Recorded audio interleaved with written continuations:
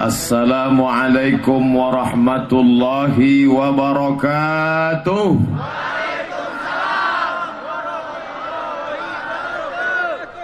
Dari bunyi sambutan salamnya nampaknya tak yakin kalau saya ini ustaz.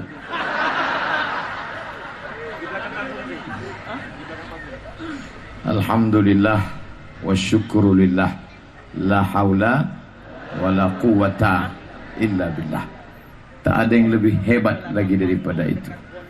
Detak jantung, hembusan napas, kedipan mata, lintasan hati, bisikan pikiran. Kalau tidak kata Allah, maka tak jadi. Kalau iya kata Allah, maka terjadi. Innama amruhu idza arada syai'an ayyakula lahu kun fayakun. Maka saya pun bisa tegak berada di sini. Padahal kata Pak Gubernur tadi, kalau tanggung-tanggung bisa tumbang sini. Makanya tak berani saya tegak situ, pindah saya ke muka.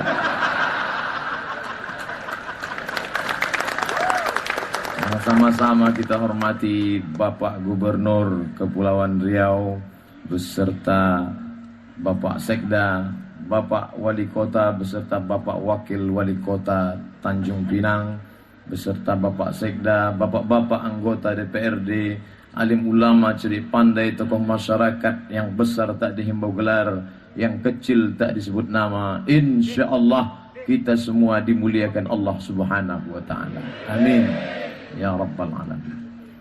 Bapak Ibu duduk di bawah menengok saya di atas.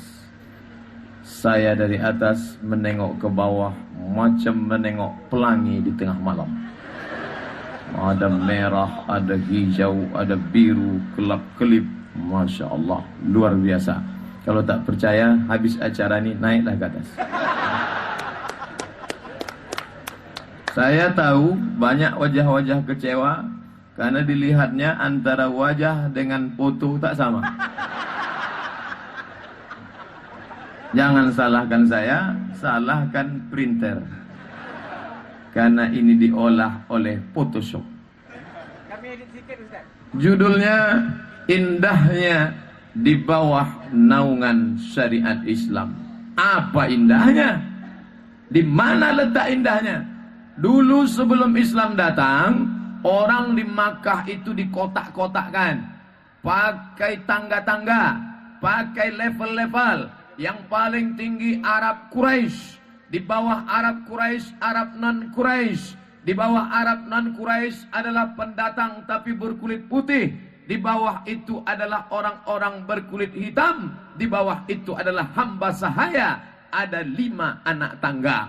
Tapi begitu Sayyidina wa Maulana Muhammad sallallahu alaihi wasallam datang, maka dihapuskan anak tangga itu, duduk sama rendah, tegak sama tinggi. Dan itu yang kita lihat malam ini. Malam ini cobalah tengok, duduk sama rendah. Tak bisa dibedakan malam ini mana diplomat, mana penjual tomat. Sama semuanya. Mana Pak? Kalau ada yang bukan orang Kepri datang kemari, tutup biji matanya, yang tak tahu mana Pak Gubernur, mana Pak Wali Kota, mana Pak Anggota Dewan, suruh dia sini, duduk, mana? Sama aja semua nih, kata dia. Tak bisa dia bedakan, duduknya sama semua, sama-sama di bawah. Cuman yang satu pakai karpet, satu tidak. Itu dia. Bapak Ibu yang dimuliakan Allah Subhanahu wa ta'ala. Makanya Islam itu datang menghormati isi kepala orang, bukan warna kulitnya. Dulu orang dimuliakan kenapa? Karena dia putih. Dulu dimuliakan kenapa? Karena keturunan Nabi Ismail alaihi salam. Lalu diangkatlah dia orang Quraisy. Tapi begitu Nabi sallallahu alaihi wasallam datang, dikuasainya kota Makkah, dibersihkannya Ka'bah, lalu yang disuruhnya azan naik ke atas. Siapa namanya? Bilal bin Abi Rabah. Azanlah Bilal. Mau saya coba tak pula sama suaranya nanti. Begitu Bilal azan di atas, apa kata orang Arab Quraisy berbisik-bisik di bawah? Untung ayahku sudah mati sehingga tak menengok burung gagak azan di atas. Karena dia tengok Bilal bin Abi Rabah kulitnya hitam. Mesir, Nubia. Mesir, Sudan. Mesir, Sudan. Antara Mesir sama Sudan ada satu kampung namanya Nubia. Disitulah kampung asal Bilal bin Abi Rabah. Letaknya di Afrika Utara. Bapak ibu semua tahu warna kulit orang Afrika hanya dua. Hitam dan hitam sekali. Tak ada warna lain. Rambut keriting, kulit hitam, bibir tebal, gigi putih. Dia senyum, awak pucat. Tapi Nabi memanggil Bilal, Ta'al, Ta'al, kata Nabi. Ta'al artinya come here. Ini yang pahamnya hanya yang lahir di Eropa aja. Come here. Datanglah Bilal bin Abi Rabah. Ada apa ya Rasulullah? Sami'tu dafana alaika baina yadayya fil jannah. Ku dengar suara gesekan sendalmu dalam surga, wahai Bilal. Seandainya Nabi memanggil Abu Bakar, hai Abu Bakar, ku dengar suara sendalmu dalam surga, kau dijamin masuk surga. Orang tak heran karena Abu Bakar mertuanya. Seandainya Nabi manggil Sayyidina Ali, ku dengar suara selopmu dalam surga. Orang tak heran, Ali menantunya. Tapi yang dia panggil Bilal bin Abi Rabah, bukan Arab berkulit hitam, tapi suara selopmu ku dengar di dalam surga. Apa amalmu wahai Bilal? Kata Bilal, aku tak pernah meninggalkan solat sunat setelah wudhu. Usolli sunnatal wudhu rak'ataini lillahi ta'ala. Bagi NU. Yang Muhammadiyah enggak pakai usolli. Allahu Akbar. Tak usah dipermasalahkan. Yang pakai usolli sah. Yang enggak pakai usolli sah. Yang masalah itu yang tak sembahyang. Itu yang masalah. Dia udah mau sholat, udah selesai. Ini gara-gara usolli buklai. Pergi ke masjid niatnya bukan lillahi ta'ala. Mau nengok, dia pakai usolli apa enggak ya? Usolli tak usolli itu kan untuk menguatkan niat. Mahallun niyati al-qalbu. Tempat niat itu di qalbu. Pakai qab, qalbu artinya hati. Kalau kalbu artinya dog. Qalbu letaknya di hati. Hanya saja ada orang yang hatinya was-was. Karena terlalu banyak nonton was-was. Dia was-was dia. Allahu Akbar.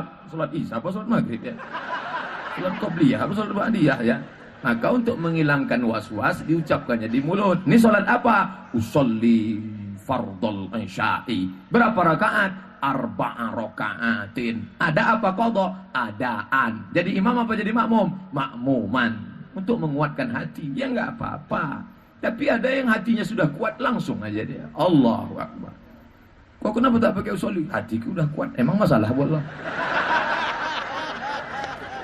Nih, maka yang ditengok itu adalah hati. Innallaha la yanzuru ila ajsamikum. Allah tak menengok badan kamu, wala ila suwarikum. Allah tak menengok bentuk rupa wajah kamu, kulit kamu, tinggi pendek, gemuk kurus, hitam putih, tak dipandang Allah. Kullukum min Adam wa Adam min turab. Semua kalian dari tanah, balik ke dalam tanah. Warna tanah, bau tanah akan menjadi santapan cacing tanah. Apa yang disombongkan? Dari dalam tanah naik ke atas tanah, jalan, masuk tanah. Dari dalam tanah naik ke atas tanah, ceramah, mati. Masuk tanah. Dari dalam tanah naik ke atas tanah, tanda tangan, peresmian.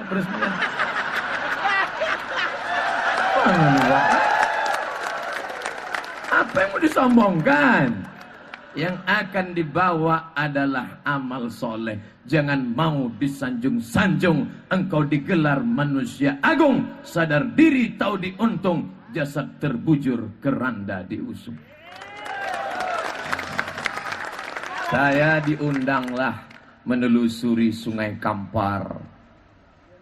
Turun dari sampan, mau ceramah bersama rombongan bapak-bapak pejabat. Saya dengarlah suara sambutan rebana ibu-ibu dari masjid. Janganlah mau disanjung-sanjung, engkau digelar manusia agung. Sadarlah diri, tahu diuntung. jasad terbujur keranda diusung.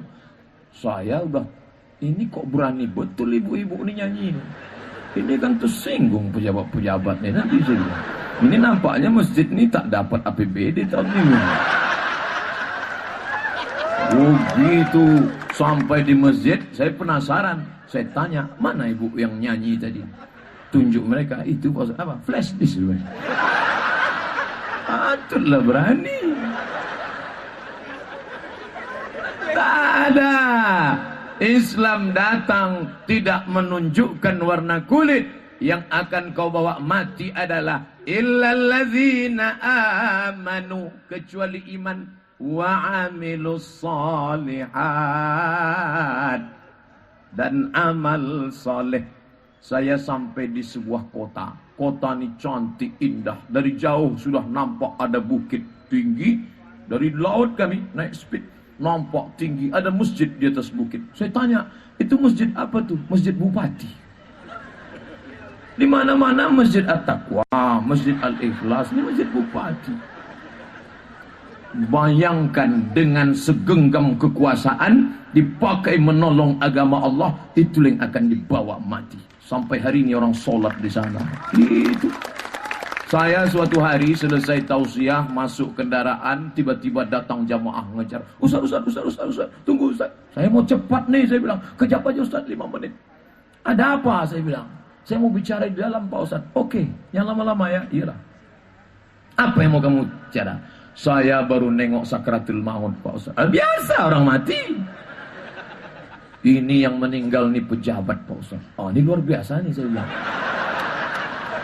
Gimana ceritanya? Jadi Pak Ustaz, dia nih mati di tengah keramaian tapi dalam kesunyian. Tak nangkap saya apa maksudnya. Anaknya tak ada yang datang Pak Ustaz, dalam kesunyian. Tak masalah saya bilang. Tapi nanti anaknya akan mendoakan dia. Dia waktu berkuasa dulu apa yang dia bangun? Ada dibangunnya Islamic Center? Tak ada Pak Ustaz. Ada dibangunnya masjid? Tak ada Pak Ustaz. Ada diperjuangkannya Perda, Pergo, Perko? Tak ada Pak Ustaz. Apa yang dibuatnya waktu dia punya kekuasaan?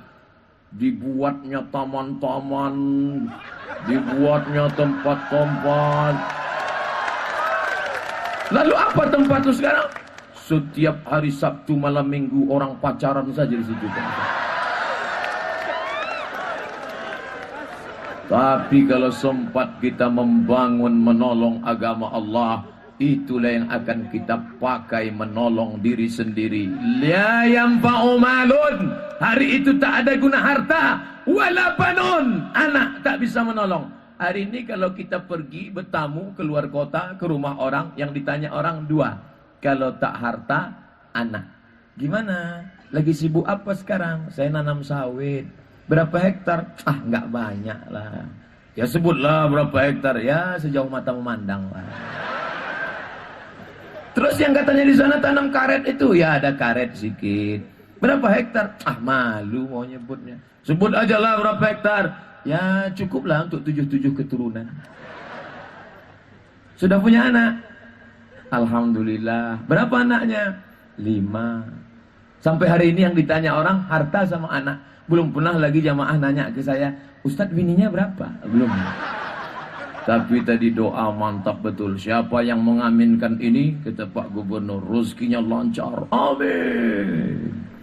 Insya Allah kedudukannya bertambah. Amin. Yang belum menikah insya Allah akan nikah. Amin. Yang sudah nikah insya Allah. Yang laki-laki saya tengok. Amin. Yang ibu-ibu amin juga. Tapi tangannya begini. Amin.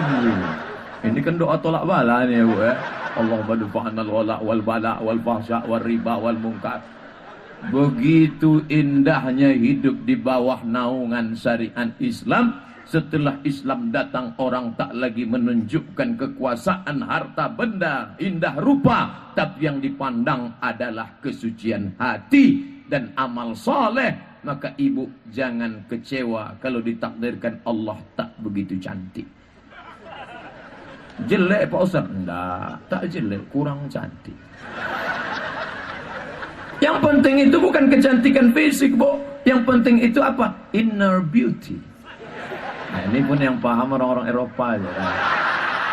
Kecantikan dari dalam. Adapun dipoles sana, poles sini, jangan.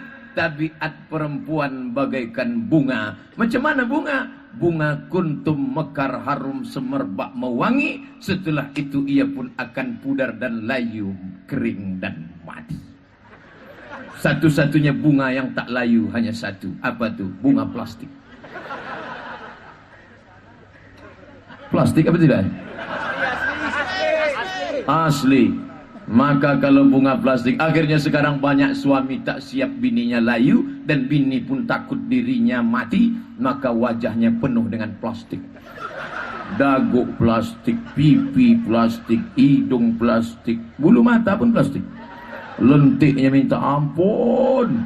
Ada orang bakar sampah di muka, layu.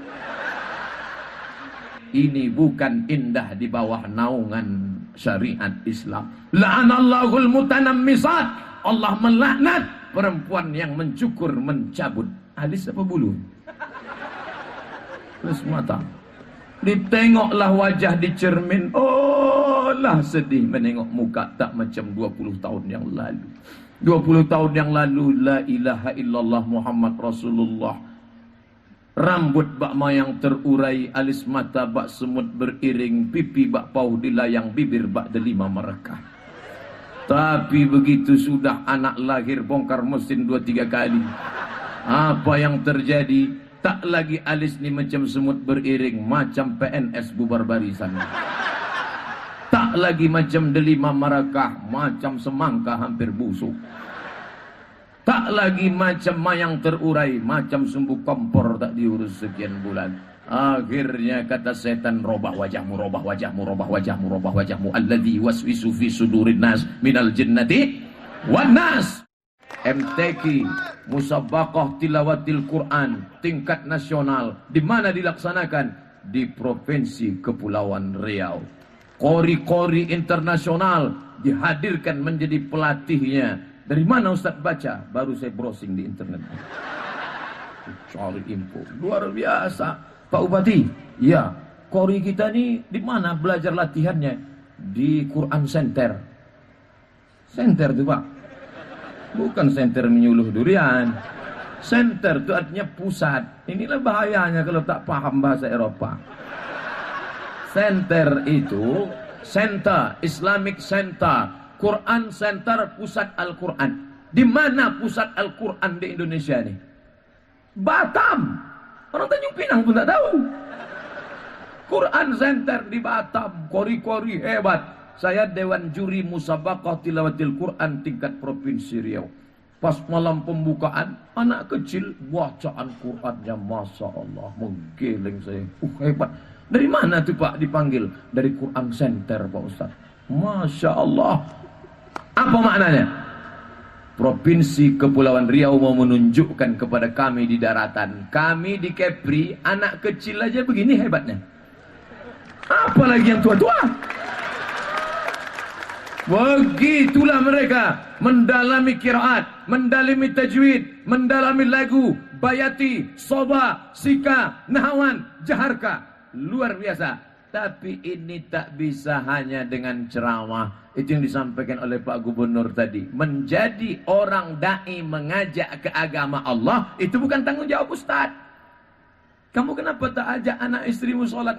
Itu kan udah tanggung jawab Ustaz. Biarlah Ustaz yang ngajak. Ustaz itu tugasnya menjawab pertanyaan. Anda bertanya, Ustaz menjawab. Tanya jawab agama. Tapi ngajak sholat berjamaah, ngajak bayar zakat, ngajak berbusana muslimah, tanggung jawab masing-masing di hadapan Allah akan ditanya. Makanya bapak-bapak, siapa yang dia pimpin? Istrinya, anaknya, menantunya, tetangganya, sahabatnya, tamunya, itu semua tanggung jawab. Jangan sampai anak gadis kita dibawa anak lajang hari Sabtu malam Minggu, jalan tak tentu arah. Mau kemana kalian jalan-jalan? Bapak macam gak pernah muda aja. Kami jalan sebentar ya Pak. Tak boleh. Ini hidup di bawah naungan syariat Islam. Sekali ku katakan tidak, tidak. Jangan keluar dari rumah ini dengan laki-laki yang tak mahram. Nanti kami belikan Bapak mie ayam. Boleh. La ilaha illallah. Betapa cepatnya kau menjual anak gadismu hanya sebungkus mie ayam. Saya bawa ya Pak, nanti mie ayam. Jangankan mie ayam, bakso bulat pun saya tak mau. Jangan tawar keyakinan saya dengan makanan. Sekali tidak, tidak. Datang istri dari belakang. Kasihlah bang, kita dulu lebih parah dari itu loh. Oh, inilah. Ini tanggung jawab. Tapi kepala rumah tangga, tanggung jawabnya cuma skop kecil. Istri, anak, menantu, pembantu, ada keponakan numpang di situ. Itu saja. Tapi kalau kita menjadi pemimpin satu kabupaten, satu kota, satu provinsi, bisa dengan apa? Perda, peraturan daerah. Bisa diperjuangkan. Di mana bumi dipijak, di situ langit dijunjung. Takkan Melayu hilang di bumi. Sekali dayung, 2-3 pulau terlampaui. Maka keluarlah perda. Apa nama perdanya? Peraturan daerah wajib berbusana muslimah. Begitu. Sehingga anak-anak yang sudah menghafal Quran di Quran Center, hafalannya tidak akan hilang. Memangnya Quran itu hafalan bisa hilang? Bisa hilang. Gara-gara apa? Mata menengok aurat. Syakautu ila waqi'in su'a hifzi, kata Imam Syafi'i. Aku melapor kepada guruku Waqi', hafalanku error, hafalanku hang. Kenapa bisa hilang? Karena mata luar biasa. Makanya saya malu mau menceritakan aib. Dulu waktu di Al-Azhar Mesir masih banyak juga hafalan. Tapi sesudah pulang nih hilang. Masuk ke mall, masuk ke toko roti yang dari Eropa itu. Masuk, nengok penjaganya pakai rok pendek. Di airport tuh aja 3 juz hilang.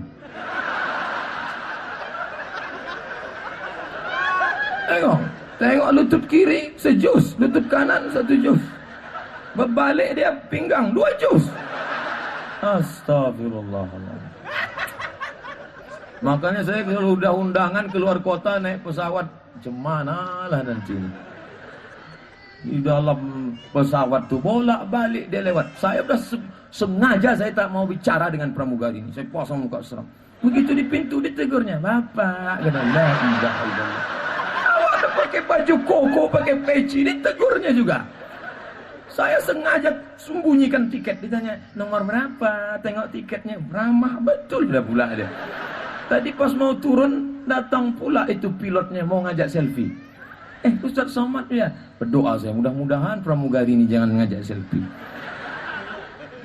Imam dari Palestina, hafal 30 juz Quran di kepala, diundang di masjid. Orang Palestina ini makanannya itu roti. Tak bisa dia makan lontong sayur, mencret. Akan masuklah dia ke toko roti. Ketika dia mau masuk toko roti, mau langkahkan kaki, tak jadi, mundur. Le itu bahasa Mesirnya limadha. Kalau bahasa kitanya why? Kenapa kamu tak masuk ke dalam? Kata dia, aku takut hafalanku hilang menengok lutut-lutut rok pendek. Biarlah tak sarapan pagi, asal hafalan jangan hilang. Masuk dia lagi ke mobil. Datang Ustaz Somad, masuk aja ke dalam. Mau ambil roti, ambil bayar. Jamaah nanya, Ustaz nggak takut hafalannya hilang? Udah lama hilang. Maka kalau kita mau menyelamatkan hafalan anak-anak kita ini, maka keluarlah perda. Semua perusahaan asing menghormati budaya daerah setempat. Kalian tak mau pakai jilbab, oke, yang non muslim, tapi pakai. Orang kita belajar ke Jepang, tanya sama kawan-kawan yang dapat beasiswa ke Jepang, apa yang terjadi di sana? Mereka pakai kimono, bawa samurai, padahal pesek hitam. Tengok sama ninja tak yakin dia, ninja palsu nih gitu dia. Kenapa? Itu budaya. Budaya kita baju kurung, baju panjang tak berbentuk. Baju panjang dari atas sampai ke bawah, rata ke bawah. Datang setan berbisi, ambil kabel, ambil kabel, ambil kabel. Dia ambillah kabel, diikatlah pinggang tadi.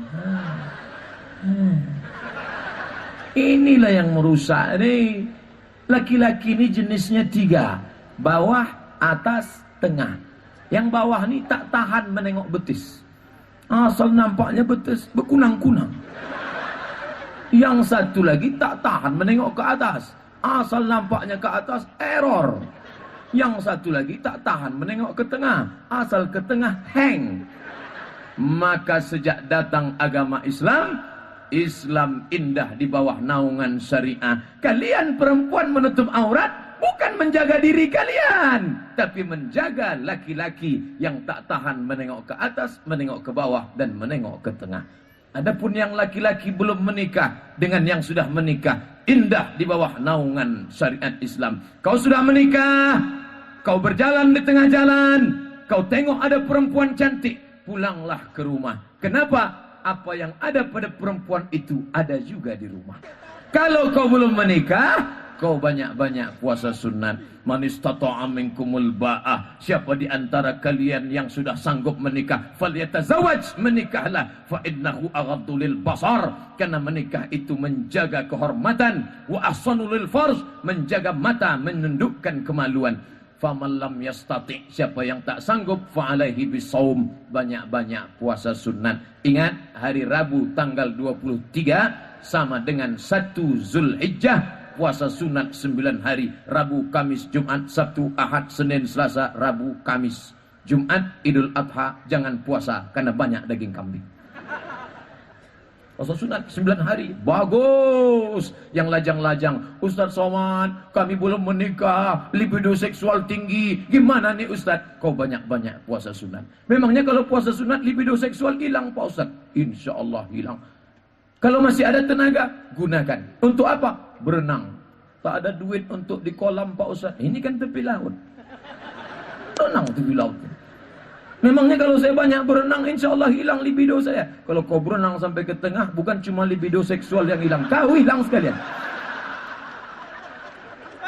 Apa ibu yang dimuliakan Allah Subhanahu wa ta'ala.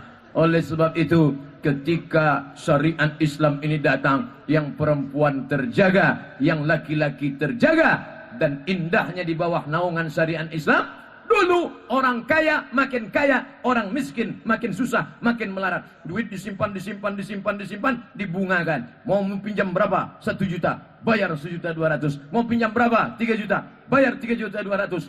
Maka duit berkumpul banyak, riba. Datang ekonomi syariah Islam, lalu kemudian dijadikan murabahah, bagi hasil. Simpan duit di bank konvensional, untung, rugi, mati, melarat, kami tak mau tahu. Yang penting bayar. Tapi kalau sistem ekonomi syariah, murabahah, bagi hasil. Misalnya saya orang kaya nih, tak pula ada yang percaya saya ini kaya.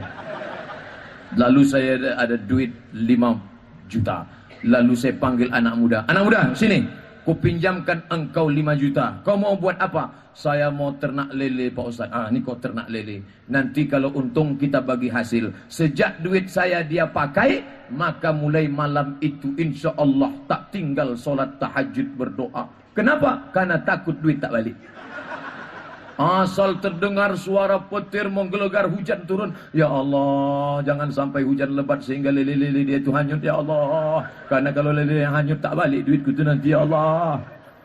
Datang pula satu anak muda lagi. Tak Ustaz, saya mau minjam modal 10 juta dengan akad murabahah, pakai bagi hasil. Kau mau ternak apa? Saya mau ternak ayam Pak Ustaz. Oke, kasih ternak ayam. Sejak dia pinjam duit untuk ternak ayam, makin khusyuk berdoa.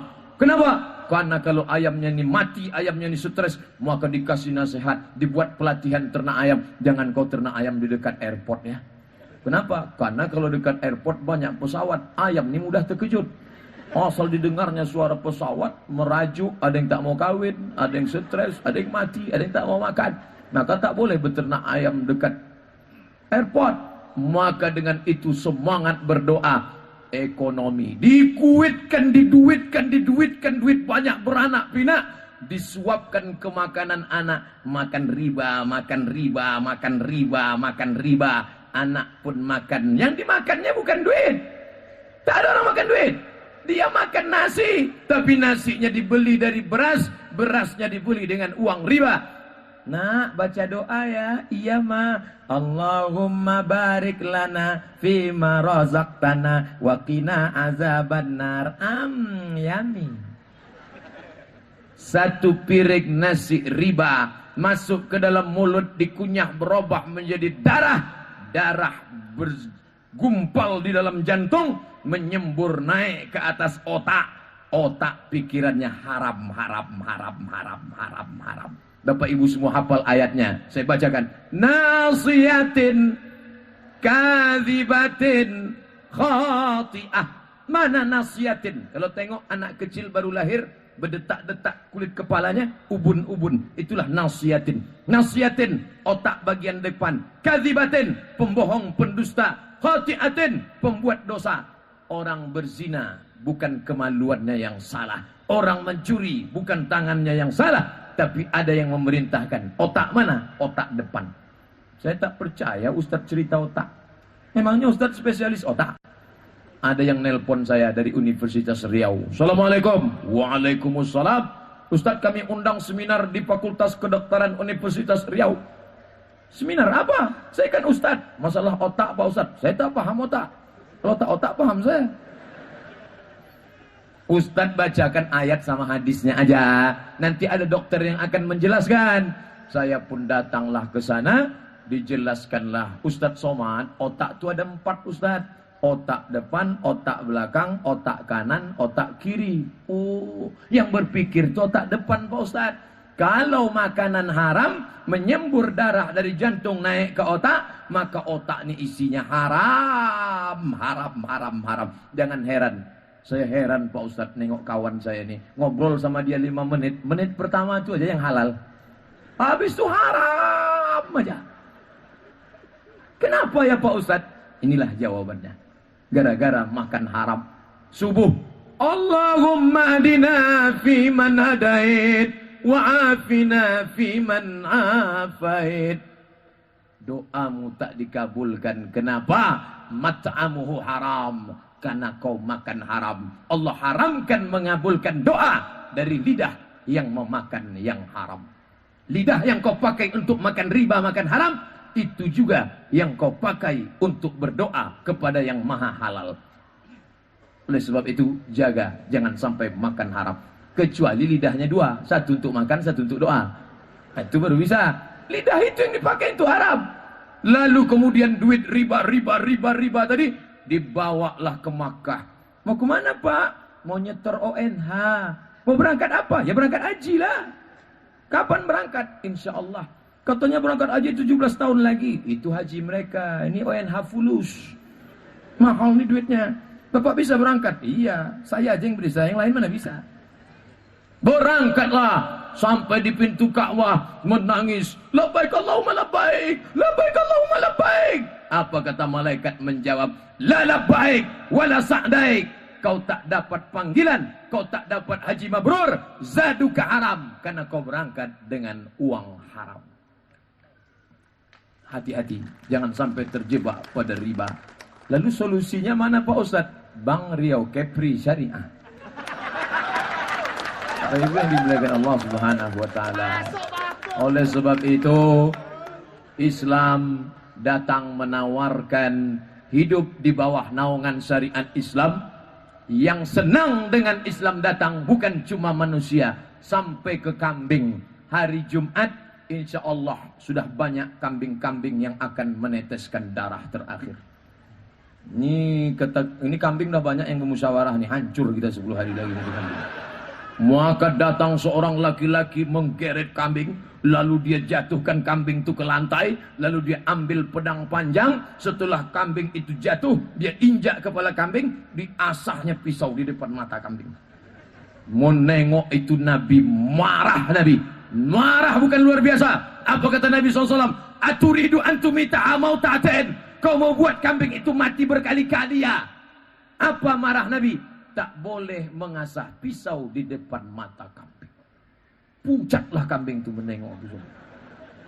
Kalau mau diasah, asah dulu di belakang. Setelah diasah, barulah iza qataltum fa ahsinul qitslah, iza zabahtum fa ahsinuz zabahah. Kalau kau menyembelih, sembelih dengan baik. Bagaimana menyembelih dengan baik? Falyuhidda syafratahu, tajamkan pisaunya.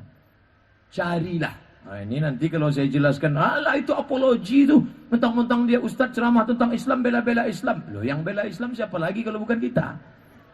Siapa kalau bukan kita? Makanya saya bangga malam ini.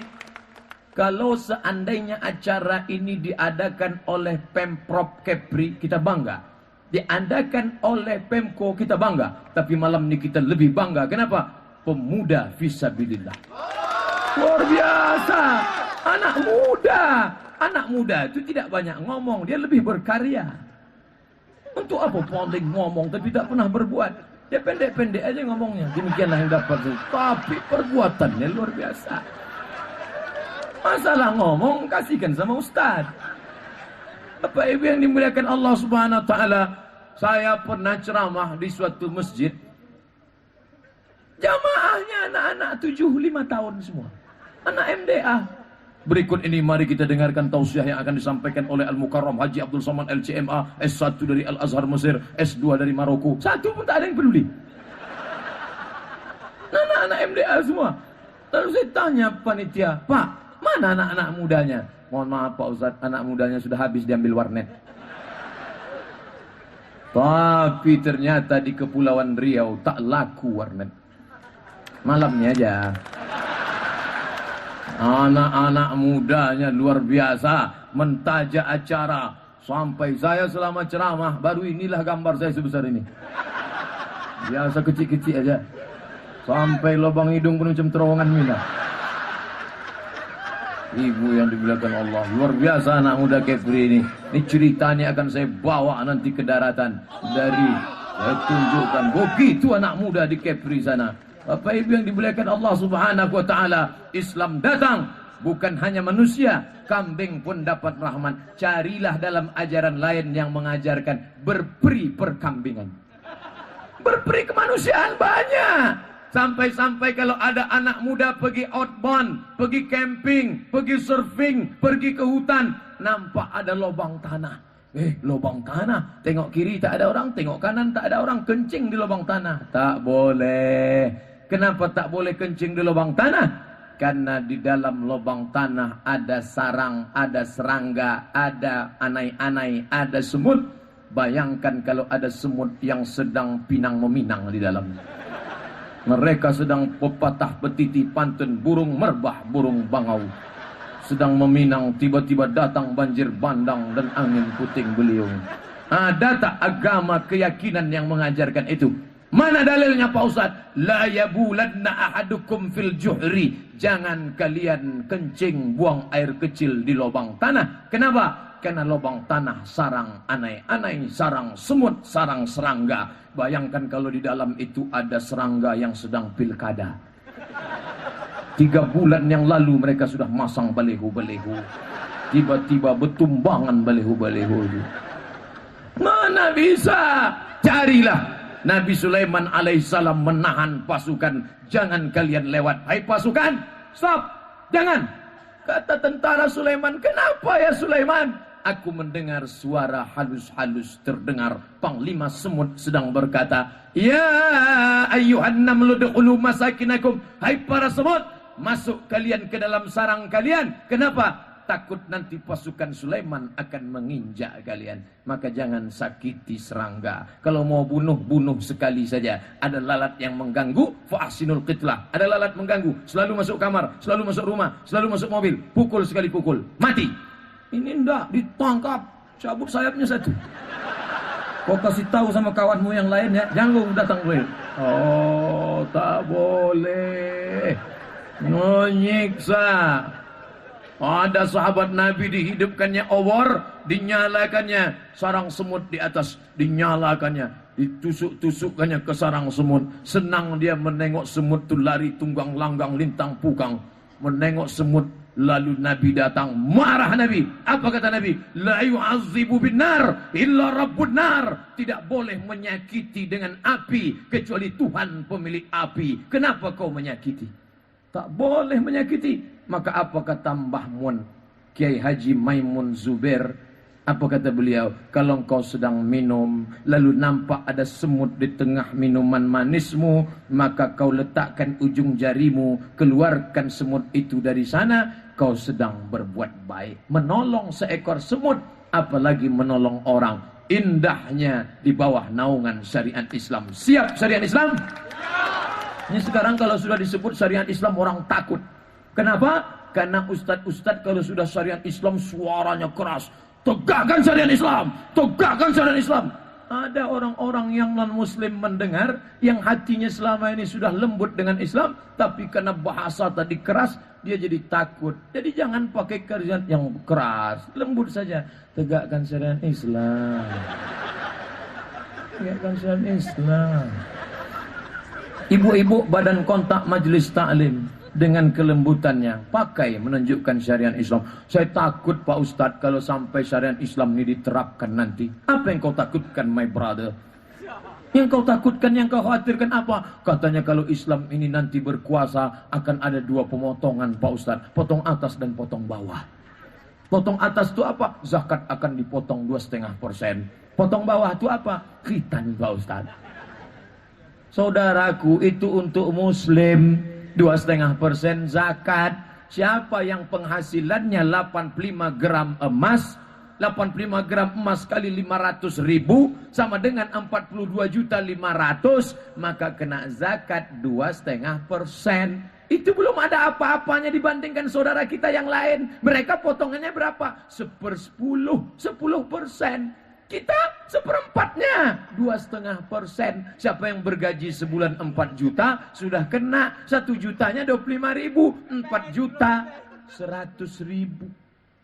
Potong langsung, serahkan ke mana? Basnas, Badan Amil Zakat Nasional, Kabupaten, Kota, Provinsi. Bukan menakutkan, bukan banyak yang mau dipotong. Saya bukan mau nakut-nakuti Bapak Ibu, tidak. Peganglah duit itu, simpan rapat-rapat. Insya Allah, Allah Maha tahu siapa yang tak berzakat, siapa yang tak mengeluarkan infak sedekah, duit itu akan keluar dengan caranya sendiri. Lama hidup banyak dirasa, jauh berjalan banyak ditengok, lama jadi ustadz banyak yang curhat. Pak Ustadz, dulu duit kami ini banyak. Ini saya husnuzon ini, tak boleh suuzon. Pukul rata semua insya Allah punya duit masing-masing 100 juta. Dari bunyi aminnya tak yakin. Amin. Amin. Kuat loh. Amin. Tadi waktu disebut Pak Gubernur yang sudah nikah, yakin amin ya. Yang ini tak kuat. Oke 100 juta. Masalah duit kita tak bisa nengok muka. Ada muka hitam, jelek, pesek, pendek, duit banyak. Ada pula orang ganteng putih, tengok dompet 2.000 perak. Duit banyak, 100 juta. Zakat tak mau, kurban tak mau, akikah tak mau, simpan rapat-rapat, orang tak ada yang tahu, bawaan mau mati saja. Asal kemana-mana pergi sama kawan, giliran pas mau bayar, lupa pula bawa dompet. Nanti pas makan malam, aku kencing dulu ya. Nanti pas ini, aduh ada pula telepon mendadak. Ingat, dia akan keluar dengan caranya sendiri. Tak ada angin, tak ada hujan, tiba-tiba keluar saja dia dengan caranya sendiri. Sakit minta ampun, ampun Pak Ustaz. Dibawa ke tukang kusuk, makin sakit. Pergilah ke rumah sakit dekat dari sini ke Singapura. Datang dokter bawa martil kecil, dipukulnya lutin. Ayah, pola lama pakai. Bapak Ibu yang dimuliakan Allah Subhanahu wa taala. Akhirnya keluarnya. Jadi batoknya ini bisa diganti kok. Bisa, jangan takutlah, made in China kata dia. Jadi gimana? Sudah kita ekspor. Berapa harganya? Sebelah kiri 40, sebelah kanan 40, ongkos pasang 20, pas 100. Apa namanya tuh? Duit hantu dimakan setan. Tapi jangan jadi fitnah nanti. Asal ada orang sakit karena tak berzakat, asal ada bukan. Ada orang yang sudah berzakat, rajin infak, bersedekah, bangun masjid, diuji Allah dengan penyakit. Apa maknanya? Allah mau mengangkat derajat dia lebih hebat daripada haji mabrur, lebih hebat daripada jihad. Apa dia? Innama yuwaffas sabirun, orang yang sabar akan diberikan balasan bighairi hisab. Makna bighairi hisab, unlimited edition. Saya mulai ceramah tadi jam 9, sekarang pas jam 10. Di mana-mana saya ceramah 60 menit sesuai yang tertulis di botol 600 ml. Tapi rupanya panitia sudah dapat bocoran, dibuat mereka pula 2 botol. Paksa 2 jam mau ceramah. Kalau syariat Islam ditegakkan, kita tak lagi terkotak-kotak dengan kasta-kasta. Kalau syariat Islam ditegakkan, ekonomi umat akan terjaga karena selamat dari riba dan zakat diterapkan. Kalau syariat Islam diterapkan, jangankan orang susah melarat, sampai semut-semut kambing pun terjaga, terpelihara. Kalau syariat Islam ditegakkan, non-muslim tak akan ada yang dibinasakan. Kalian akan pergi ke sebuah negeri, aku lepas kalian dengan nama Allah. La taqtulu sabiyan, kata Nabi, jangan bunuh anak kecil. Wa la taqtulu shaykhan fanian, jangan bunuh orang tua. La taqtulunna taqta'unna syajaratan, jangan potong pokok kayu. La tahdimu buyutan, jangan hancurkan rumah. La ta'ridu satajiduna rijalan fis sawami', kalian akan berjumpa dengan gereja-gereja tua. Di dalam gereja tua akan ada pendeta-pendeta. La ta'ridu lahum, jangan ganggu pendeta. Cari itu dalam agama lain. Agama lain, kalau sudah berperang, ratakan mereka dengan tanah. Tapi Sayyidina wa Maulana Muhammad tidak. Kalian jumpa ibu hamil, jangan ganggu. Kalian jumpa anak kecil, jangan bunuh. Kalian tengok pohon korma, jangan hancurkan. Kalian tengok bangunan, jangan rusak. Kalau ketemu dengan pendeta, jangan ganggu, karena mereka bukan objek perang. Tertulis dengan tinta emas. Nabi SAW ketika memasuki kota Makkah Al-Mukarramah yang akan dihadapinya kafir Quraisy, pasukan yang dia bawa berapa? 10.000 orang. Kira-kira dari ujung ke ujung ada tak 10.000 nih? Ada, kata dia. Saya pula tak pandai ngitung. Saya iyakan aja lah. Andai saya lah yang jadi pasukan panglimanya sekarang, di belakang saya ada 10.000 pasukan. Saya akan masuk ke kota Makkah Al-Mukarramah, akan berjumpa dengan orang kafir Quraisy yang dulu meludahi, yang dulu mengejek, menyiramkan kencing onta, menyiramkan kotoran onta, yang pernah mencekik. Apa yang akan terjadi? Saya akan katakan, hancurkan rumah mereka. Tapi ketika panglima perang bernama Sa'ad menghuduskan pedang, apa kata dia? Hadza yaumul malhamah, ini hari balas dendam. Nabi memanggil Sa'ad, ta'al Sa'ad, sini Sa'ad. Apa yang kau katakan tadi? Ini hari balas dendam. La, tidak Sa'ad. Hadza yaumul marhamah, ini hari berkasih sayang. Begitu Nabi merubah, ini bukan hari balas dendam, ini hari kasih sayang. Abu Jahal sudah mati, Abu Lahab sudah mati, Abu Sufyan belum mati. Abu Sufyan ada, musuh bebuyutan Nabi yang dulu memerangi Nabi. Apa kata Nabi? Man dakhala baita Abu Sufyan fahuwa amin, man dakhala baita Abi Sufyan fahuwa amin. Siapa yang masuk ke rumah Abu Sufyan, dia tidak akan diganggu. Begitu kalau bermusuhan, itu musuh kamu. Iya, siapa yang masuk ke rumah dia, kalian tidak akan diganggu.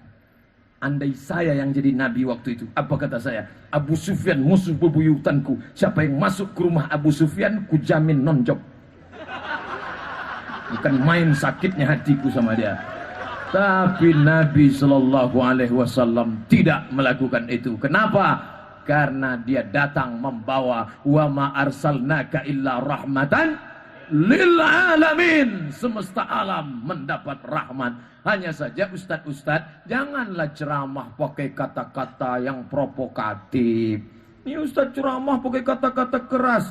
Ada saudara kita yang mulai tertarik ingin masuk Islam, melihat kelembutan Islam, melihat kebersihan Islam. Tiba-tiba dia dengar ceramah, dibukanya kaca, dengar Apa kata Ustaz? Ustaz itu pula mengatakan, siapa yang masuk Islam mesti disunat. Karena Nabi Ibrahim pertama kali disunat. Nabi yang pertama bersunat adalah Ibrahim. Umurnya 80 tahun. Disunat pakai kampak. Mendengar itu takut dia gitu. Padahal di situ disebut ikhtatana Ibrahim, Nabi Ibrahim berkhitan wa umruhu samanun, umurnya 80 tahun bil qudum, di kampung bernama Kampak, bukan pakai kampak. Begitu kata Imam An-Nawawi dalam kitab Al-Minhaj Syarah Sahih Muslim Ibn Al-Hajjaj. Nah, jadi kita kalau ada orang nanya, aku mau masuk Islam, kira-kira sakit tak? Tak terasa. Kau dulu waktu bersunat sakit, macam dicubit sikit. Padahal kita pun tak ingat sini lamanya udah. Jangan pakai kata-kata yang multidimensi, multi-interpretasi. Apa kata yang dia pakai? Rukun Islam 5 perkara. Mendengar 5 perkara takutlah dia. Hanya 5 perkara, 1 perkara 25 juta gitu. Tak jadi dia masuk Islam. Padahal Islam ini luar biasa. Orang Islam ini yang tak menampilkan Islam dengan cara yang santun. Islam ini ibarat produk yang begitu hebat, bintang iklannya tak menarik. Bayangkan kalau saya disuruh mengiklankan suplemen makanan bergizi. Mana ada orang percaya? Makanlah ini, berat Anda akan stabil. Tak percaya, aku yakin tak yakin tengok iklannya dulu. Jadi Islam ini agama yang baik, bagus, indah di bawah naungan syariat Islam.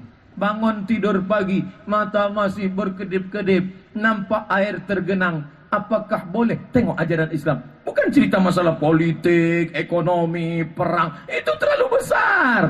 Masalah kecil. Idza staiqaza ahadukum min naumihi. Kalau engkau bangun tidur pagi, nampak ada air tergenang, jangan kau masuk tanganmu ke dalam. Kenapa? Kau basuh dulu di luar. Li'annahu la yadri aina batat yaduhu. Karena kau tak tahu tanganmu tadi malam nginap di mana. Cuci basuh dulu. Tengok, luar biasa. Nabi lewat di suatu makam, diambilnya pelepah korma, fasaqqahu nisfain, dibelahnya, lalu ditusukkannya, dicucukkannya ke makamnya. Tusukkan pula sini. Kenapa kau tusukkan ke sini ya Rasulullah? Ini orangnya lam yastabri, kena azab kubur. Kenapa dia kena azab kubur? Lam yastanzih, karena tak berbasuh, tak cebok. Kita memang sarungan, pakai koko, pakai peci. Orang bilang kita kumal. Orang bilang apa tuh penampilannya. Tapi cebok. Untuk apa pakai jas, pakai dasi, tak berbasuh. Nah, Ustaz ngejek aja. Tidak. Bapak Ibu yang dimuliakan Allah Subhanahu wa ta'ala. Dari mulai makan, sampai minum, sampai masuk WC, sampai masuk ke kamar mandi. Diajarkan kaki mana yang duluan. Allahumma inni a'udzubika minal khubusi wal khaba'ith. Langkah kaki kiri duluan ketika masuk masjid. Itu semua mengajarkan lembutnya ajaran Islam. Kenapa? Karena kalau kita terapkan ini, diawali dari diri sendiri ke keluarga. Baik, ada saudara kita nun jauh di sana, hidung dia mancung, hidung kita pesek. Dia putih, kita hitam. Dia ganteng, kita tak pala ganteng. Tapi mereka sedang menghadapi serangan Israel pagi, petang, siang, dan malam. Apa hubungan kita dengan Palestina? Kita sama-sama. Apa Pak Ustaz? Sama-sama setiap subuh mengatakan asyhadu an la ilaha illallah wa asyhadu anna Muhammadan Rasulullah. Pak Ustaz, saya mau pergi ke Palestina. Jangan. Kenapa Ustaz melarang? Kepergianmu ke Palestina bukan meringankan beban mereka, malah mereka makin repot membuatkan nasi uduk. Saya tak mau nanti baca koran, 3 warga Kepri terbengkalai di Palestina kelaparan karena tak dapat sambal belacan. Maka kalau kita mau tolong apa? Ada kita punya duit, sumbangkan, bantukan. Kebetulan saya kuliah di Mesir 4 tahun, 99 2000, 2001, 2002. Malam penggalangan dana untuk Palestina. Dibukalah karung beras. Situ dengan kepala mata saya sendiri menengok Ibu-ibu membuka tangannya, diambilnya gelang. Orang Arab itu kan gelangnya banyak-banyak. Oh, ke dalam. Oh, penuh karung gelas. Saya mau kasih, waktu itu mahasiswa, tak pula ada duit, ya saya lewatkan aja. Oh, saya tengok dengan mata kepala sendiri, menengok bagaimana orang Mesir, perempuan-perempuan itu cincinnya. Andai di tempat kita dibuatkan karung gelas, saya yakin ibu-ibu gini juga, cuma tengok mana yang paling kecil. Ini aja lah. Pas dibawa ke tukang emas, rupanya sepuhan pula. Kalau tak percaya, cobalah bawakan karung untuk penggalangan dana Palestina. Ustadz suuzon aja, mudah-mudahan suuzon, tapi kenyataan insya Allah malam ini akan terkumpul untuk menolong saudara kita di Palestina. Allahu Akbar, Allahu Akbar. Di bawah Masjidil Aqsa, mereka katakan di situ ada Temple of King Solomon. Ini Masjid Aqsa harus dihancurkan rata dengan tanah. Nanti King Temple Solomon akan naik ke atas. Merdeka mereka, warna negaranya dua saja, warna putih dan warna biru. Ada satu garis di atas satu garis di bawah, ada bintang segi 6 di tengah. Apa maknanya? Kalau Republik Indonesia merah darahku, putih tulangku, Allahu Akbar. Tapi kalau bendera ini satu garis biru di atas, satu garis biru di bawah, apa maknanya? Biru di atas adalah sungai Nil, biru di bawah adalah sungai Efrat. Sungai Efrat berada di Irak, sungai Nil berada di Mesir. Mereka ingin membuat negara besar, namanya Israelian, Greatest Israelian. Luasnya dari sungai Nil Afrika Utara ke sungai Efrat di Irak. Na'udzubillah, itu akan mereka wujudkan karena mereka ingin menguasai Palestina. Kenapa saudara-saudara kita di Palestina itu tidak transmigrasi saja? Kenapa mereka masih tetap bertahan di sana? Karena bagi mereka iskariman, hidup mulia, au mut syahidan, atau mati syahid. Maka jangan sampai kita mati, kita tak pernah memberikan bantuan kontribusi apapun. Yang punya duit, kasih duit. Yang bisa kirim rekening, kirimkan. Yang tak bisa, doa hari Jumat. Saya kalau khutbah Jumat tak pernah saya lupakan. Allahumma ansuril muslimin wal muslimat fi Palestin. Amin, kata jamaah. Tapi sebagian jamaah saya sudah kuat bersuara berdoa, mereka malah menunduk. La ilaha illallah Muhammad Rasulullah. Bapak Ibu yang dimuliakan Allah Subhanahu wa taala, malam ini saya merasa bangga luar biasa. Apa yang Ustaz banggakan? Malam ini berkumpul anak muda, pemimpin, anak-anak, ibu-ibu, orang tua, sejauh mata memandang, sampai tak nampak lagi batasnya, gelap karena silau lampu. Entah mana mobil, entah mana orang, macam lautan terasa di tengah samudra rasanya, berceramah macam Nabi di padang Arafah rasanya. Padahal belum hari Arafah lagi. Macam kemah-kemah padang Arafah. Ini semua akan menjadi saksi di hadapan Allah nanti insya-Allah. Mudah-mudahan anak-anak muda Kepri ini semuanya istiqomah insya-Allah. Anak muda yang kata orang terbagi tiga. Yang sebelah kanan ini mutmainnah, bawaannya mau pengajian aja, mutmainnah. Yang sebelah kiri ini ammaratum bisu, mabuk, narkoba, zina. Yang tengah ini pula lawamah. Tergantung mana SMS yang banyak. Ayo kita ngaji ke lapangan Pamedan yuk. Ayo. Ayo kita pergi pengajian di Masjid Agung yuk. Ayo. Ayo kita karaoke yuk. Tidak. Aku yang bayar. Ayolah. Maka semuanya insya Allah menjadi anak-anak muda yang mutmainnah.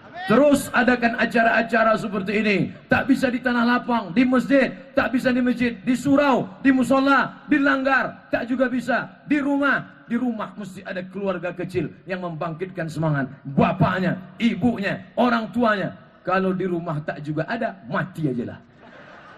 Bapak Ibu yang dimuliakan Allah Subhanahu wa taala, ini yang akan menolong kita. Bangga menengok pak-pak polisi malam ini. Saya dari ujung tadi sampai ke depan disambut oleh Pak Polisi. Pak Polisi datang pengajian, luar biasa. Ini kadang di tempat lain baru jadi hansip datang mau ngaji. Polisi ngaji, luar biasa. Jadi kalau ada kecurigaan-kecurigaan, Ustadz Somad mau ditangkap polisi karena katanya anti kebinekaan, tak ada. Isu aja tuh. Jangan kalian percaya. Karena udah banyak juga yang percaya, tak jadi saya diundangnya. Katanya saya anti kebinekaan. Saya ini paling cinta NKRI harga mati. Apa itu yang dimuliakan Allah Subhanahu wa taala? Itulah yang dapat saya sampaikan pada malam hari yang penuh barakah ini. Terima kasih atas segala perhatian. Banyak cakap saya ini menyinggung perasaan tak berkenan di hati hamba Allah yang dhaif Abdul Somad, mohon maaf. Jangan lupa kita saling mendoakan. Aqulu qauli hadza astaghfirullah li wa lakum. Wassalamu alaikum warahmatullahi wabarakatuh.